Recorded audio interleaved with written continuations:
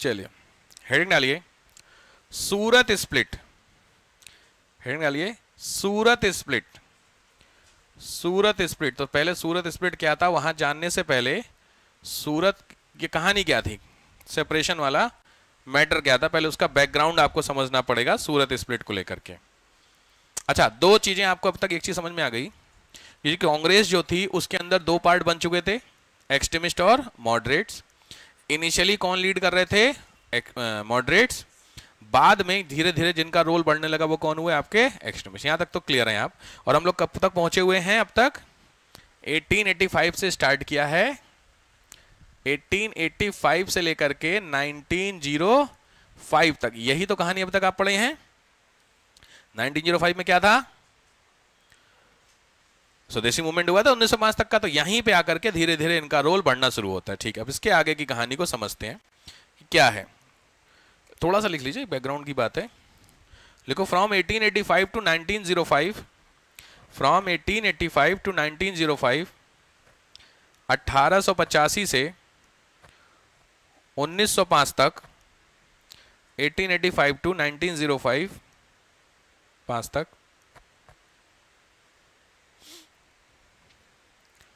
Congress was led by moderates.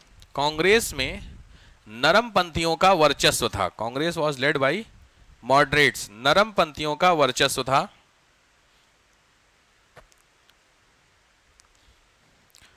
But लेकिन after some time कुछ समय बाद, ब्रैकेट में लिख लीजिए बंगाल सेपरेशन, बंगाल विभाजन, ये वो टाइम था, Bengal separation. When the extremist introduce themselves, गरम पंथियों ने अपना परिचय दिया। एक्सट्रीमिस्ट इंट्रोड्यूस देमसेल्फ, अपने आप को किया। इसके पीछे में काफी चीजें आपको बता चुका हूं, इनिशियली ये थे वो करके। चलो लिखो, इन 1906, 1906, इन 1906, इन 1906, 1906, जगह है कलकत्ता, कलकत्ता कॉन्फ्रेंस, कैलकाटा कॉन्फ्रेंस। लिखो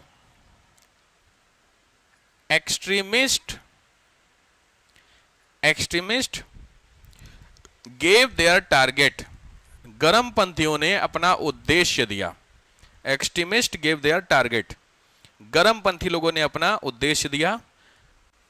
इसका नाम क्या है, स्वराज। स्वराज नाम का पहला टारगेट, इसके बारे में डिस्कशन हो चुका है, याद है सब ना, दयानंद सरस्वती ये वो करके। चलो, इन 1907, इन 1907, जगह का नाम है Surat, Surat.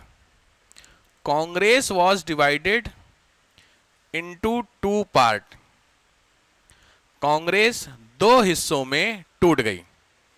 Congress was divided into 2 part, Congress 2 हिस्सों में टूट गई।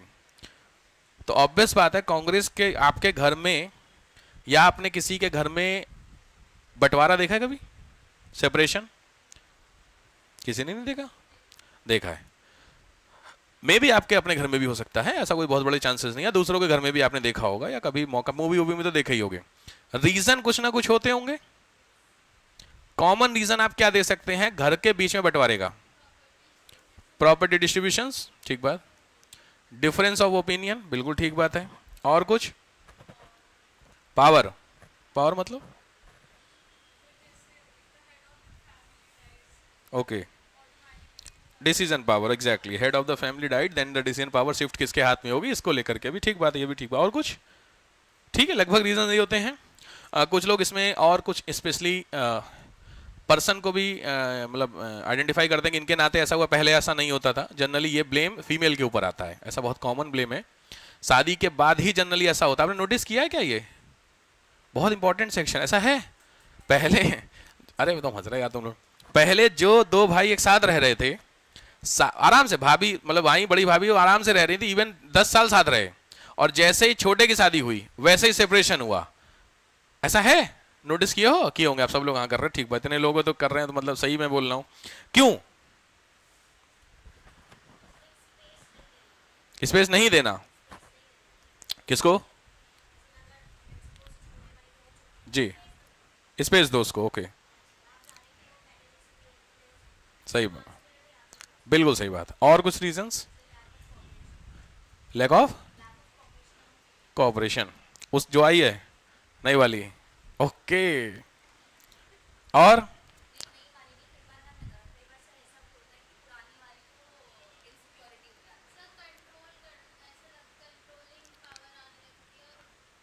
हाँ ठीक बात, बिल्कुल। किसके हाथ में? नई वाली के कि पुरानी वाली के हाथ में? अच्छा ओके, भाई के ऊपर। ओके, वो करना।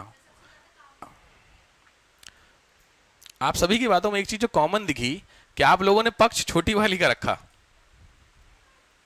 लगभग सारे में ऐसा है, नोटिस किया आपने? बातों बातों में आपने जितने रीजन बताओ, सभी रीजंस में आपने उसी का बताया जो नई वाली आई है। पक्ष रखा आपने है?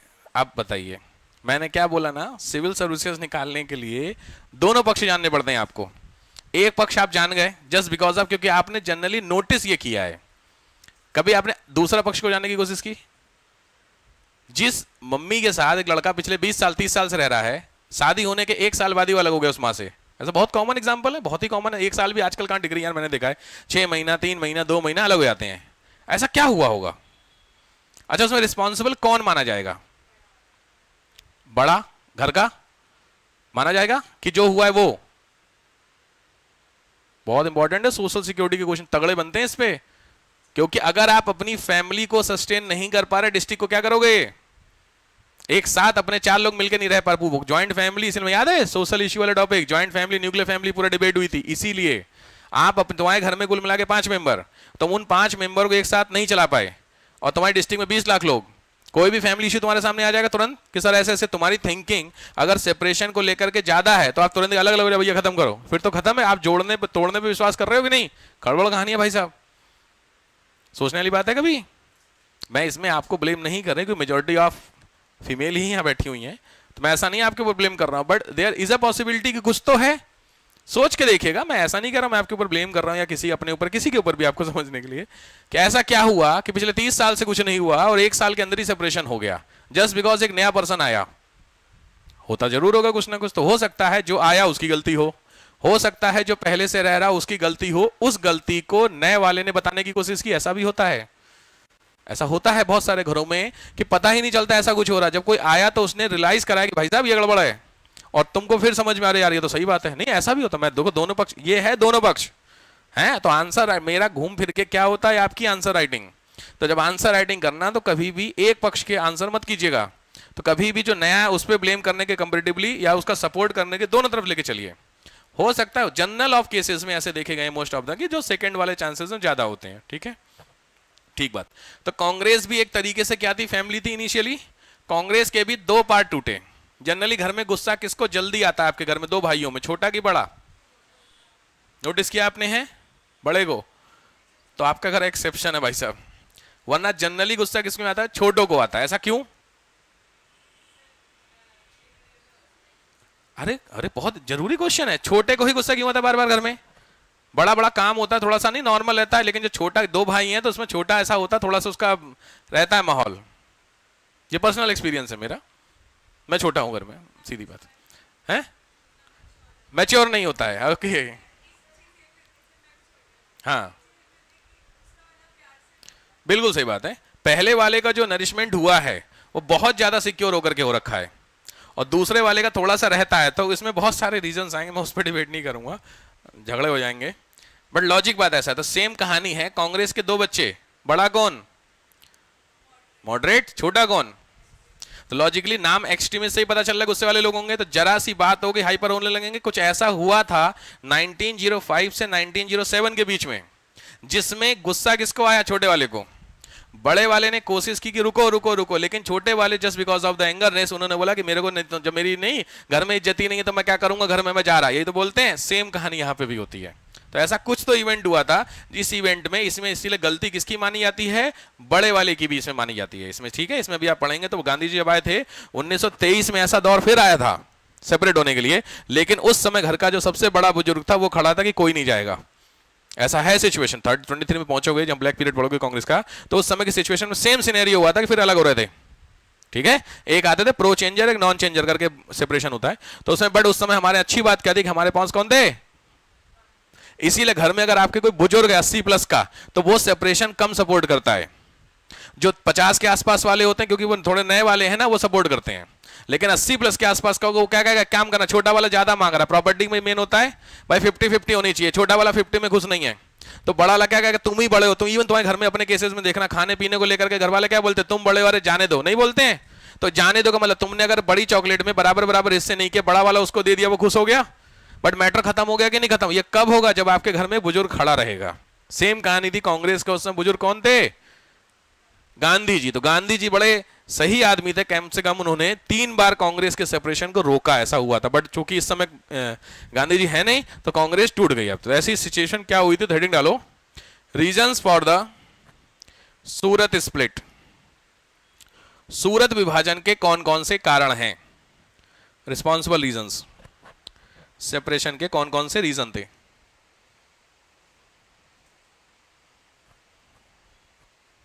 ध्यान से पढ़ना, बहुत इंपॉर्टेंट लेक्चर है, एक एक करके समझते हैं। पहला 1905 कॉन्फ्रेंस, 1905 की कॉन्फ्रेंस से माहौल शुरू होता है।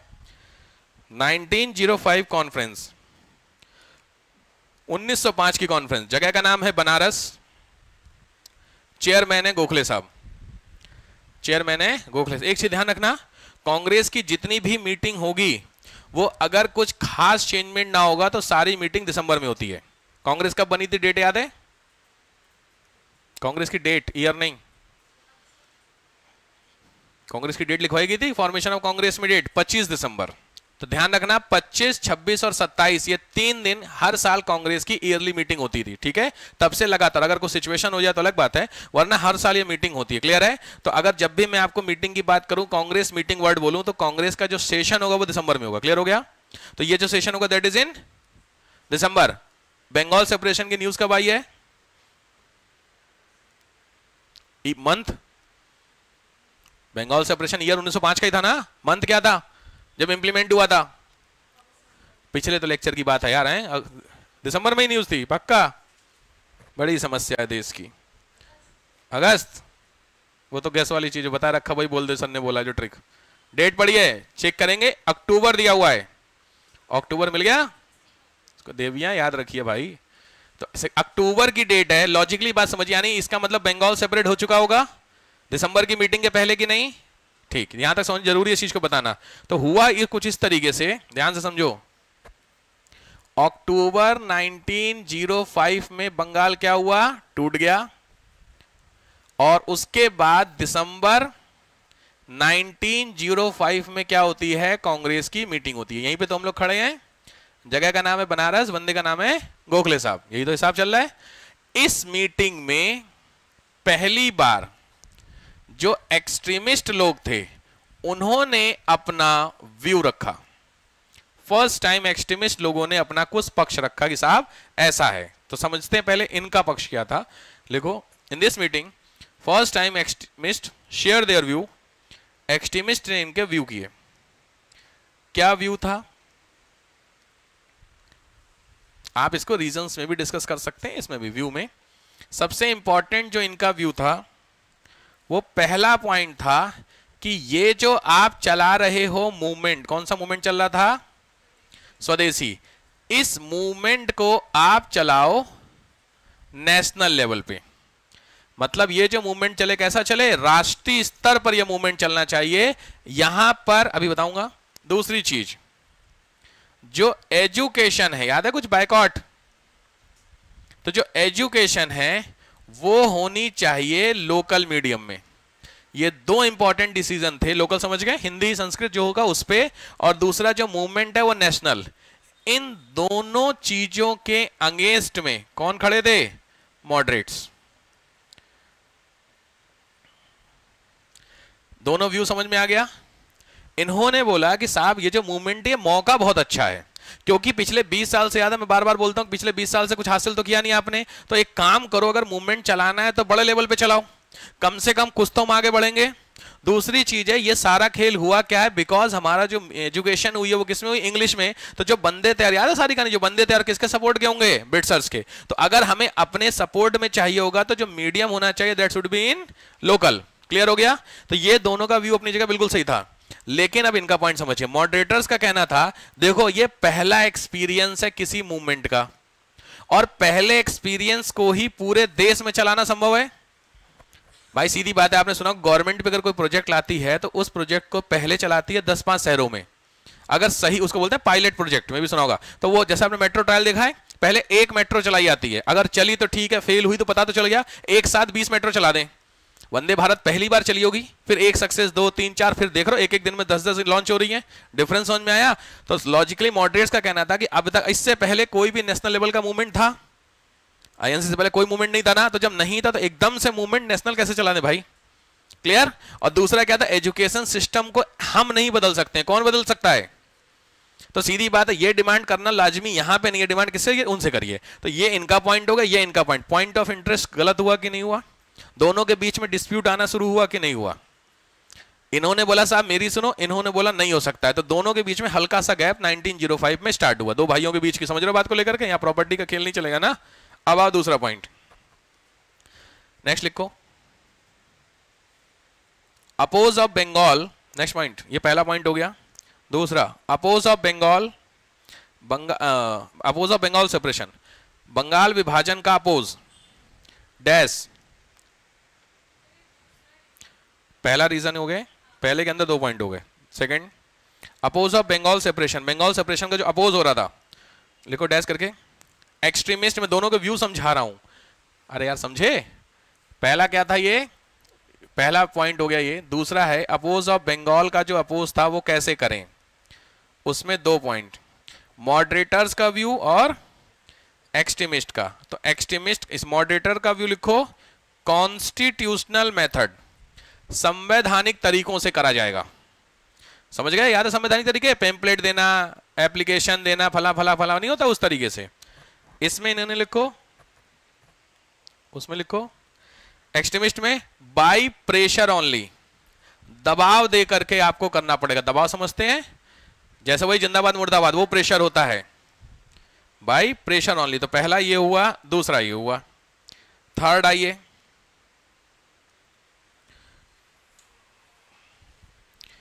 पहला व्यू आपको समझ में आ गया होगा मैंने क्या समझाया, पहले के अंदर के 2 पार्ट।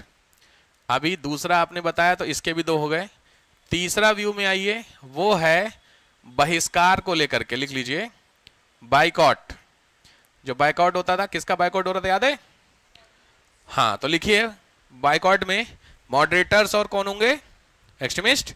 तो मॉडरेटर्स में लिखो सेलेक्टिव, मॉडरेटर्स में क्या लिखोगे, सेलेक्टिव। सेलेक्टिव मतलब सभी का बाइकआउट ना करो, जबकि एक्सट्रीमिस्ट ऑटोमेटिकली क्या कहेंगे, समझी गए होगे, ऑल।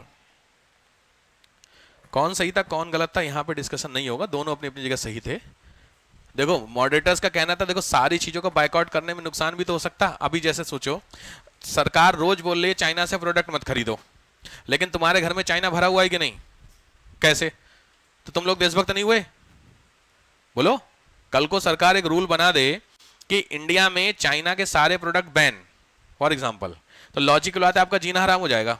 मानोगे इस बात को भाई, अगर चाइना के प्रोडक्ट बैन हो गए तो ऑफिशियली चाइना से चीजें नहीं आएंगी ना, और तुम्हारे घर में 90% जगहों पे जो सामान है चाइना है कि नहीं, चेक कर लेना। मैन्युफैक्चरिंग जिसकी भी चीज को रखिए, जनरली चाइना मेड है या चाइना में जाके मैन्युफैक्चरिंग हो रही है ओरिजिनली, कुछ ना कुछ ऐसा होता है, तो लॉजिकली नुकसान होगा कि नहीं होगा। तो इन्होंने बोला कि सारे चीजों को करना बाइकआउट ठीक नहीं होगा, इंस्टेड ऑफ क्या करो, सिलेक्टिव करो। तो ये दोनों के बीच में क्या, आप क्या पढ़ रहे हो, दोनों के बीच के गैप, ठीक है।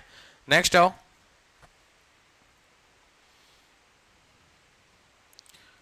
नेक्स्ट आओ, रोल ऑफ लीडर्स। कुछ एक जो नेतृत्व था वो भी थोड़े से खतरनाक थे दोनों तरफ से। दोनों तरह का व्यू बता दूं, ऐसा नहीं है कौन गलत है। पहले इधर आओ, ये व्यू है अरविंद घोष का। अरविंद घोष कौन है? गरमपंथी है ना, एक्सट्रीमिस्ट। अरविंद घोष का व्यू लिख लो। कोई हेडिंग नहीं है, चौथा पॉइंट है लीडरशिप। लीडरशिप मतलब क्या होता है? लीडरशिप भी गड़बड़ होते हैं ना, तो अरविंद घोष में लिखो कंप्लीटली बायकॉट द मॉडरेटर्स। नरमपंथियों का पूर्ण बहिष्कार करिए। नरमपंथियों का पूर्ण बहिष्कार करिए। ये स्टेटमेंट आता है, इसका मतलब समझ में आ गया? आपस में झगड़े की बात उधर लिखो, ऐसा नहीं इधर से उधर भी दिया गया, तो उधर लिखो फिरोज शाह मेहता का स्टेटमेंट। नरमपंथियों में लिखो फिरोज शाह मेहता का स्टेटमेंट। इन्होंने वो लिखो living with the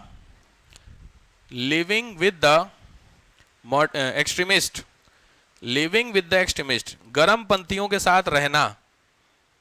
living with the extremist, living with the extremist is a major threat to the Congress, is a major threat to the Congress। Congress के लिए एक बहुत बड़ा खतरा है। Major threat to the Congress, Congress के लिए एक बहुत बड़ा खतरा है। समझ ही रहे होंगे क्या मतलब हुआ इसका? Threat to the Congress.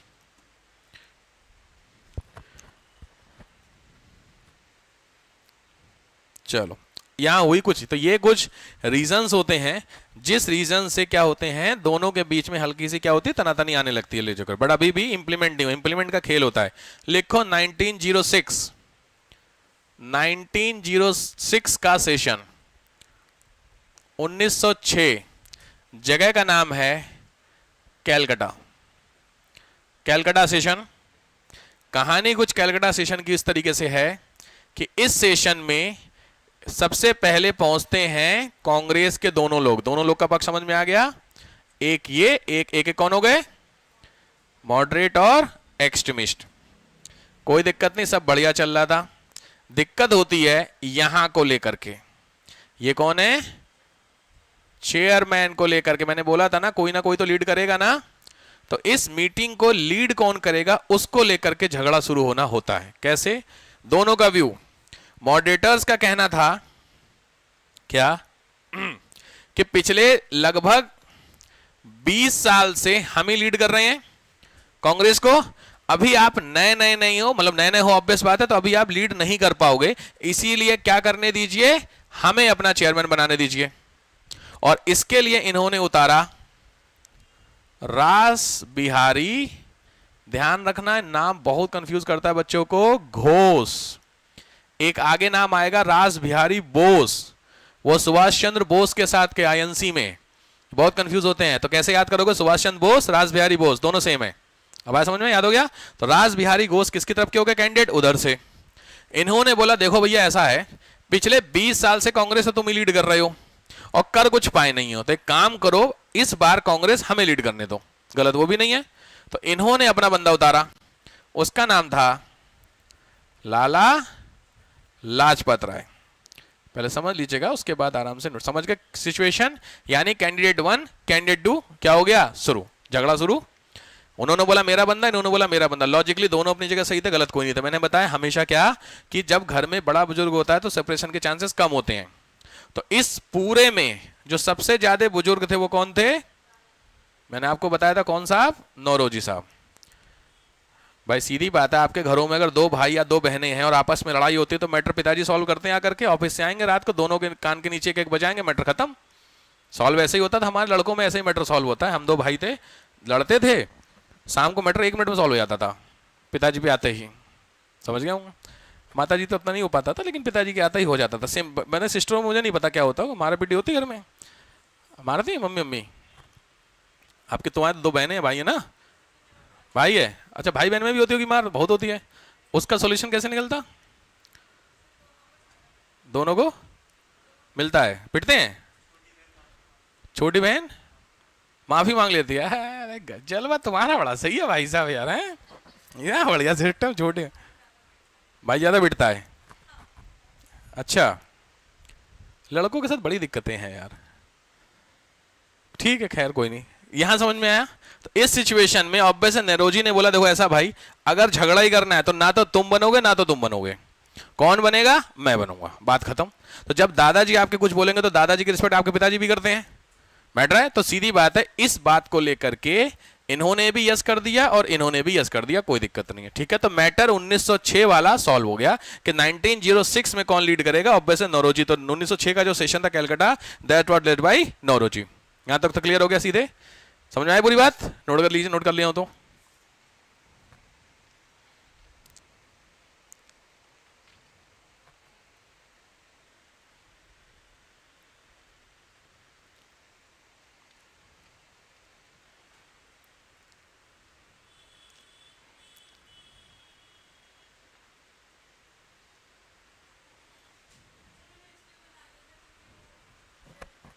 हाँ ओल्ड थे एग्जैक्टली, क्योंकि झगड़े वाली बात थी तो वही आपस में म्यूचुअल अंडरस्टैंडिंग टाइप की होती है ना। दोनों में से कोई अगर एग्रीमेंट करने को तैयार नहीं होता तो फिर बड़ा कहता कि ठीक है रहने दो, वाली कहानी याद है? खैर वो एग्जांपल देना ठीक नहीं रहेगा, बंदर वाला एग्जांपल यहाँ पे सूट करेगा। बंदर और बिल्ली वाली झगड़े, दो बिल्लियां झगड़ रही थी आपस में, एक बंदर आया, वो एग्जांपल सेट करना, पता चले यहाँ सेट कर दिया। तो मतलब आप क्या बोल रहे हो, नौरोजी साहब को बंदर बोल दिया कि उन्होंने खा लिया सारा, ऐसा नहीं था, ये सॉल्यूशन उन्होंने दिया था। हो गया यहाँ तक समझ में आ गया? हटाऊं? चलो यहां तक तो सब ठीक था। कहानी दूसरी क्या होती है? कहानी स्टार्ट होती है, अब हम पहुंचे 1907 में, ध्यान से समझना ये बहुत इंपॉर्टेंट चीज है। 1907 में जो प्रपोज था वो जगह थी नागपुर। ध्यान से, जब मैं बोलूं लिखने के लिए तब लिखिएगा। प्रपोज था नागपुर में। इस प्रपोजल कहां पे होगा? अगले साल अनाउंस होगा ना, इस साल मीटिंग खत्म, अगले साल यहां मिलेंगे ऐसे करके। तो नागपुर प्रपोजल हुआ, लेकिन इस नागपुर के प्रपोजल को जो मॉडरेट थे, मॉडरेट लोग जो थे, उन्होंने क्या कर दिया?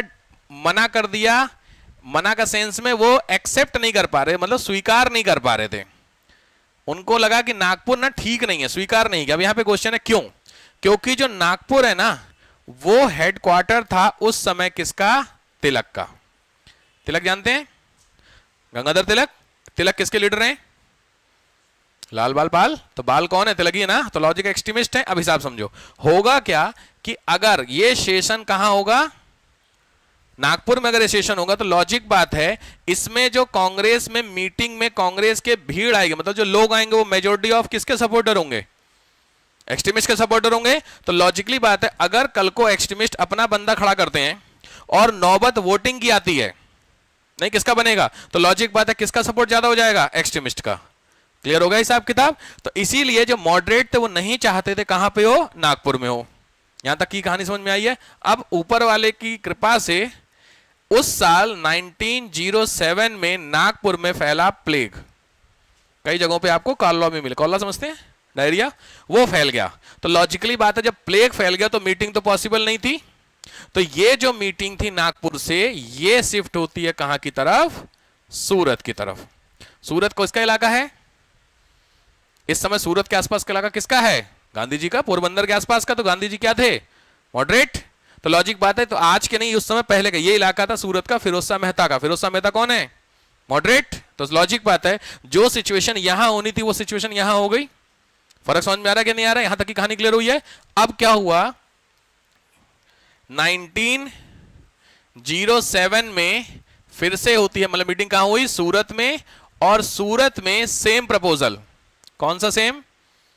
उनकी तरफ से कौन? प्रपोजल समझ गए यार? एक्सट्रीमिस्ट की तरफ से कोई होगा और मॉडरेट की तरफ से सेम बंदे।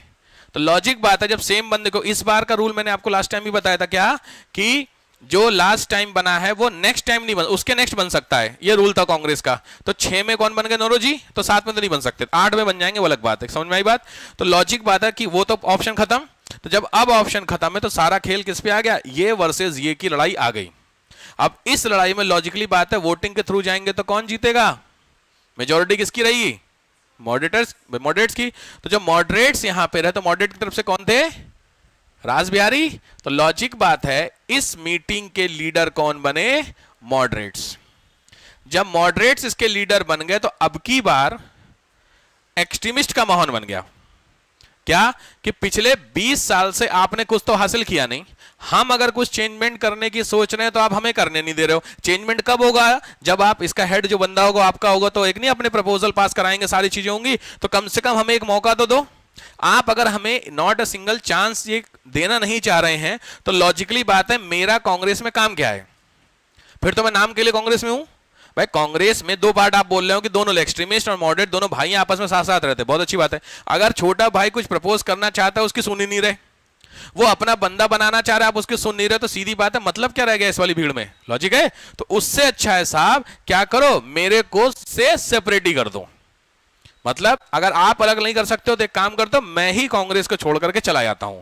तो जब कांग्रेस को छोड़ करके जाएंगे तो किसी चीज का स्प्लिट हो रहा है कि नहीं हो रहा है? विभाजन। यही विभाजन क्या कहलाया? सूरत स्प्लिट। समझ में आ गया? तो कांग्रेस दो हिस्सों में 1907 में क्या हो गई? टूट गई। क्लियर हो गया? कोई कंफ्यूजन? नोट कीजिए।